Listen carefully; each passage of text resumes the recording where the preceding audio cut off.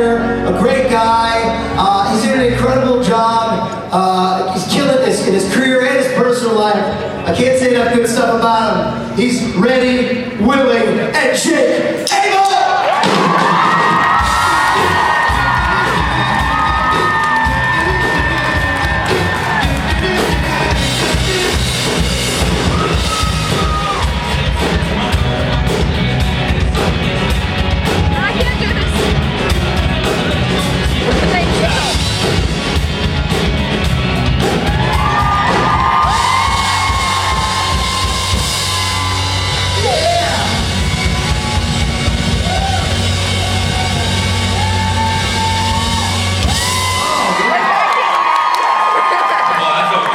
Just giving the people just a hint of what you're capable of. That felt real good. Right? Do it again.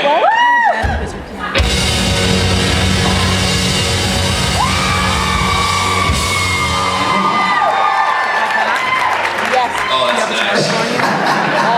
You do really good Elvis. I was channeling Elvis. Yeah. That's what that was. You got those moves. You can do that. Yeah, dude. Charger wasn't plugged in. That's three people just fainted. Yeah. When I tried to do that, it looks like I'm awkwardly hailing a cab. You're the guy. It's different. Yeah. Thank you, Paul. It's gonna be a good panel. You can feel it. Oh, yeah. All right, ladies and gentlemen, enjoy. Mr. Jake Cable. Thank you so much. Thank you, Lars. Thank you. DC. It is good to be back. I've only been here one time before, and I've been wanting to come back ever since. It was for a book tour for a film that I did called The Host that was written by Stephanie Meyer, and you've heard of her. She'll be successful. I have a good feeling about her. But both times I've been here, it's been for like 48 hours, so it's like as soon as I land, I have to run straight outside to see all the monuments and things I can. Yeah, that's my story. Yesterday I landed, I started the Abraham Lincoln Memorial and walked the entire mall all the way to the Supreme Court. Thank you. It was a sacrifice for my country. But it was a really long walk, and the sun was setting the entire time, and it was like, God, it was beautiful. The worst part was all the Nats fans. Go Stros. To be fair, I am partly a Stros fan. My wife is from Houston, and they deserved it. You know, their slogan was "Take it back." The Astros, their slogan was this year's. I bet they wish they could. You guys finished the fight. Great job. But it's great to be back in DC, and I've got answers to your questions. That's a stretch. All right. Hello. Hi. So my question is that Adam spent, just a little bit of time in hell. I wonder if he redecorated it all, made it feel a little more homey. You see, here's the thing. After episode 8 airs, oh man, I have so many good answers to that. And it's weird. I've been telling people about this. Like, I felt bad because all of the stories that I have of the show, like real stories, are from season 5, right? And I've told them at every convention. Like, if you've been to a different convention, you've heard the Farticus story. Like, it's all I've got. And so today's gonna be really tricky because there's gonna be a whole lot that I want to tell you. But I can't. And I would have an answer for that. Arrangements, quote unquote, were made in hell. Thank you. That's all I can say. Hello. Hi. I was wondering, on a scale from 1 to 10, how mad are you about being left today? How bad? On a scale from 1 to 10? 15. Season 15. Yeah, it's a bummer being left in the cage as long as I was. However, I hope that it's going to lead to a big payoff. I'm cool with not being there if it's going to lead to something really amazing in the last season. We'll see. We'll see what the writers come up with. But yeah, I'm giving that 10. Thank you. I grew up on the Percy Jackson series when I was younger, and then And you like the books, not the movie. I've heard this one before. the last question is about the new musical, The Lightning Thief. It just came to Broadway recently, and I was wondering about your involvement and how much you know about the musical itself. Zero and zero. I've not been involved, and I don't know much about it. Oddly enough, I'm pretty sure one of the cast members is one of my wife's best friend's friend. Went to school with him or something. So it's a really small world. But I would actually love to go see it. And I was talking to someone recently at a convention in Burbank, and she was saying, you should reach out. They might want you to come. And I never think of stuff like that. I'm like, why would they want me to come? They might not. But I don't. And have you seen it? It's really good. It's really good. I occasionally hear the Percy Jackson Broadway play, is what we're having a private discussion about. But good, I'm glad it's good. Is Luke in it? Yeah. How's the guy that plays it? It's really good. It's James Rodriguez, I believe is his name. Is he better than me? It's different. Oh, it's different. I mean, I can read between the lines. musical numbers. It's kind of different. Like All my musical numbers got cut in the movie, see? But no, I would love to see it though. Yeah, thank you. Hi. Hi. Bit of a controversial question, not political. What is your opinion on John Winchester?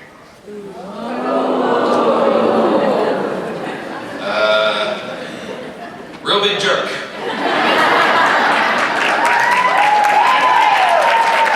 That's a fair census. Dad's a real big jerk. Again, man, season 8 had aired. Ooh, I would have things to say, guys. Woo! Things to say. But for now, you get me alluding and a lot of mystery and enigma. But yeah, screw that guy.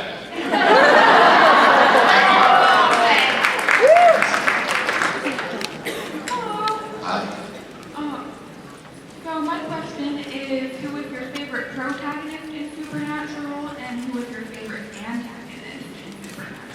I didn't realize we had an oral exam on this show.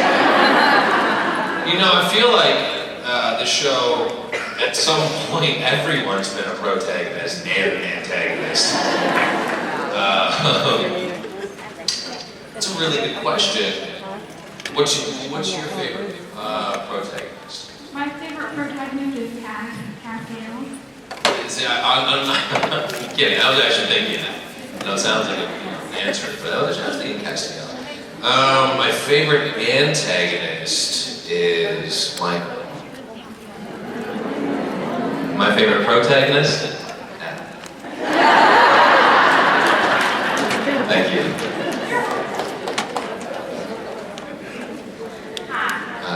So my question is, in season 14, the Winchester clan basically got reunited almost anyway. Adam was there, and I was just wondering, when you heard that, were you like kind of hoping that you would get caught up, and were you mad when you weren't? Yeah, I think I tweeted about this. I think I was like, oh, good for you. So happy that the family's back together. Yeah, it's not a great feeling. It's like being left out of the family will. Cool, glad you guys had fun. But they redeemed themselves. Adam's back, baby! Here's a fun. About time too. What's that? About time too. About damn time. And here's a funny anecdote, or maybe not an anecdote, but my mom's under the assumption that she about once or twice a week she'd be like, they're gonna give you and the Alexander Kid a spinoff. I'm like, Mom, what is the storyline? She's like, I don't know, you're bad and then he hunts you. I'm like, that's not a show. It's like an episode. That's not a show. She's like, I don't know. I think they're doing it. Thanks. Thank you. Which would be the ultimate redemption, I think, is that spinoff. Hey, Hi. How are you, first of all?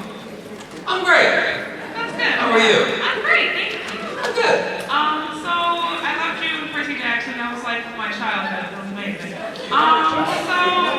Well, my question is, did you happen to be like a Greek mythology nerd or whatever when you were in Percy Jackson? And did you feel like cool or was it fun getting to play son of Hermes? I probably had about as much Greek mythology knowledge as one would have gotten in like middle school. But because of that, because of the movies, I did do a lot of research going into it to try to be up to date. And yeah, it was a lot of fun. And on the press tour for Percy, we went to Greece and we did some press outside of the Acropolis, which was like an amazing experience. And we got to go up and see it at the end of the day as the sun was setting. Amazing things happen for me when the sun is setting, apparently, as a theme there.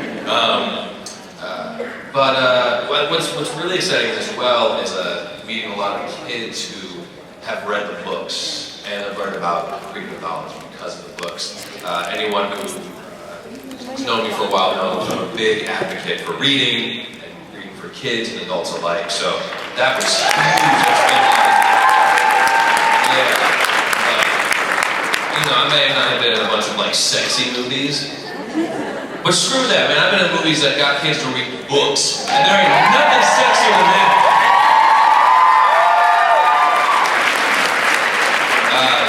When I was backstage, I was listening to a book on tape, guys, and I'm a nerd. What was your question? Yeah, the Greek mythology, it was fantastic, and I was glad to play the son of Hermes because he's very mischievous. That was fun to play up. And the little scene where we catch the sneakers with wings. Yeah. That was really fun too. Yeah. And flying around with Logan Lerman attached to me during that fight scene, which we were nominated for an MTV Movie Award for. We lost to Beyonce. A little bit of trivia for you. Beyonce and Ally Larder. Don't clap. Anyway, I don't know if I've answered your question, but I hope I did. I had fun. Yeah, you did. Thanks so much. I hope you have a good day. Thank you, you too.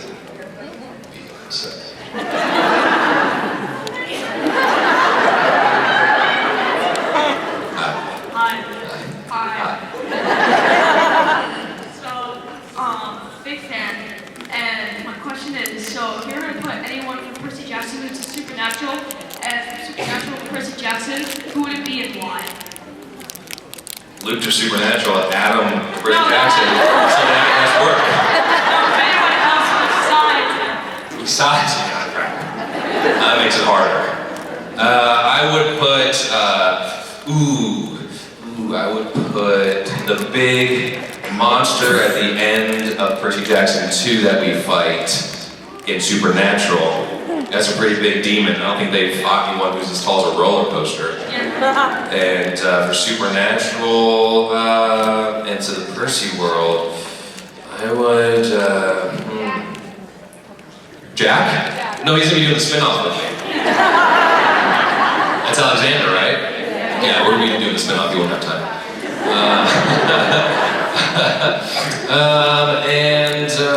Mark. That's a hard Mark. Who would you put? Well, not Jack, he's just too good or something like that. Not Dean, no. Maybe Sam. Sammy! That's my answer. Thank you. Yeah, you're welcome. Have a nice day. You too. You guys really polite these. Right. This is a Percy Jackson panel? I'm not mad. This is great. Anyway, what's up? My question is, if you could pair up Greek gods with the characters on Supernatural, who would you cast? Holy cow, you guys are like going deep diving. Dad would be Lucifer for obvious reasons. Dean would be Poseidon. And then everyone else, Jared, Sam would be everybody else. Yeah, that's my answer. Thank you. Oh, and I would be Chiron, so I could be half horse. What's your first question?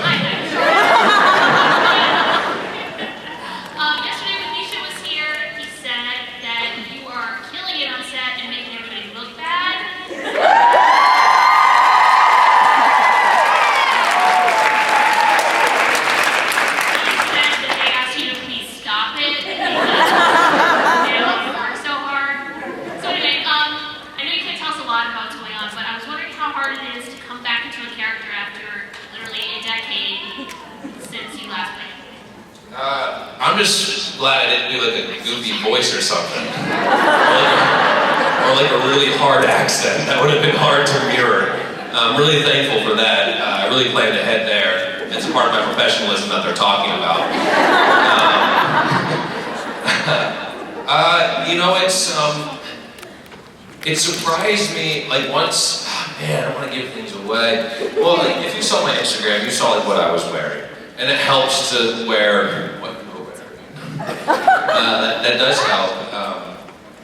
But quick. I felt really safe in the delicate hands of Richard Speight as a director. I felt like a safe bird in his hand, so there was no fear of not getting to the point that we had hoped for. And that's genuinely, he's a fantastic actor and filmmaker, turns out. And it's also easy because the crew they were there from the last time I was there. And so it's kind of like stepping back in time, and it kind of clicks all together. So, yeah, it's pretty easy. We really can't wait. Thank you. I can't wait for you guys to see it. Thanks. My jeans are tight today.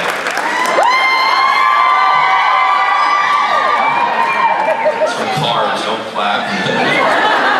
But it feels really tight. Thank you. Hi. I saw that you did a movie called Son of the South, Yes, I did. and it hasn't come out yet, which I really want to see when it comes out, but I was wondering if you could talk about your experience on that movie. Yeah, so I did a film called Son of the South, which was directed by Barry Alexander Brown. He is Spike Lee's editor. And it's a true story. It takes place in Montgomery, Alabama. It's a civil rights story. And it was an incredible experience. I don't play a good guy, surprisingly. But it was a story that was really important to the filmmaker because he grew up there. And I hope you guys see it when it comes out because it's Lucas Till, who plays MacGyver on TV now. He's in it as well. He plays this guy named Bob Zoner. And he wasn't a guy he wasn't a white man who changed the civil rights movement. He was a white man in the South who was changed by it. And I think they did a great job in telling the story. So, thank you. Thank you so much. Thanks. Son of the South. I don't know what it's called. See it. Hi. What's your dog's name? His name's Sergeant. Georgia? Sergeant. Sergeant. That's her first name. So I was wondering, besides, other than Adam being attacked by the wolves, what's one thing he would have to do differently during his time already on the show? One thing I would have to do differently. Maybe not get hit in the nipple so many times, but we should during a Molotov cocktail. Would have done that differently. Yeah, well, Michael's nipple, whatever. It was my nipple at the end of the day.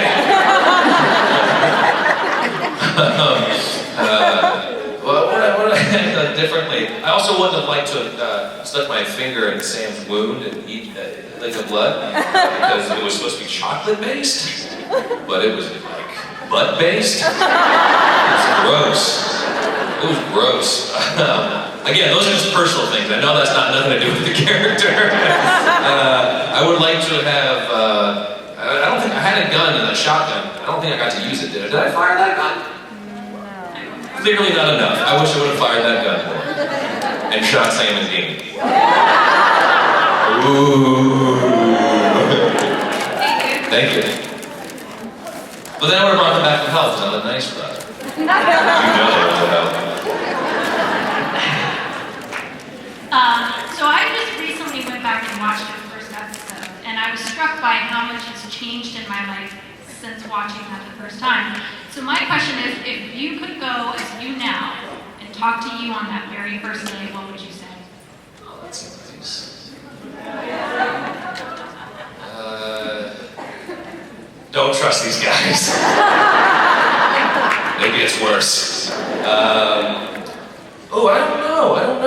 It's hard when an experience is as good as it was. Because you can go back and be like, hey, watch out for this. But it was such a positive experience that there's nothing I could warn myself of other than like enjoy this because it's going to come back in a really cool way when you least expect it.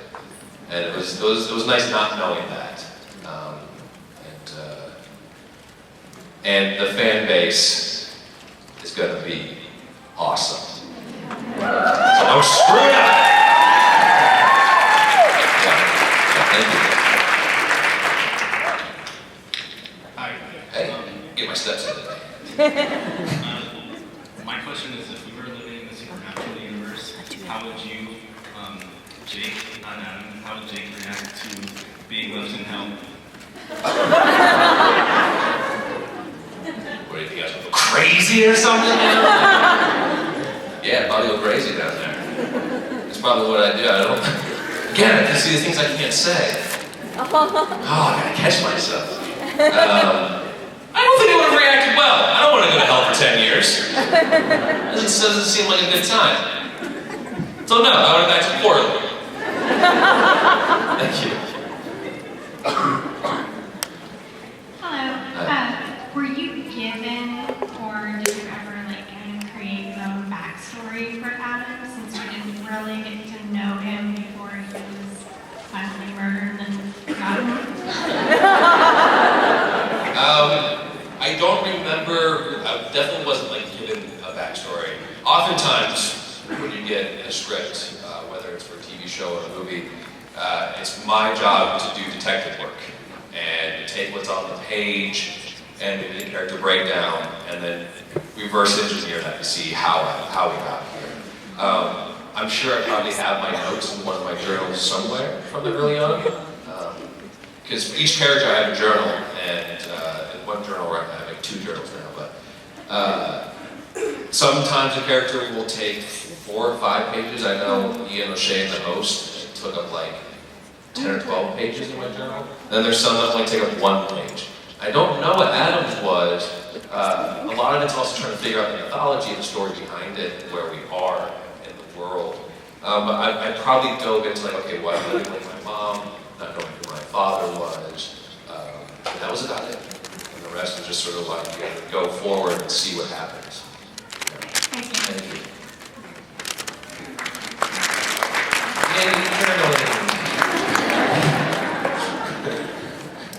Hi, I'm so glad no one asked my question. So I know everyone's familiar with the Hollywood show. If you're not, you should go watch the parody. It's amazing. I wanted to know about your experience with Hannah and Hilly and the whole parody experience. So I didn't know. I probably saw one of their videos in the past, but I wasn't actively aware of the Hillywood sisters. And so when they reached out to us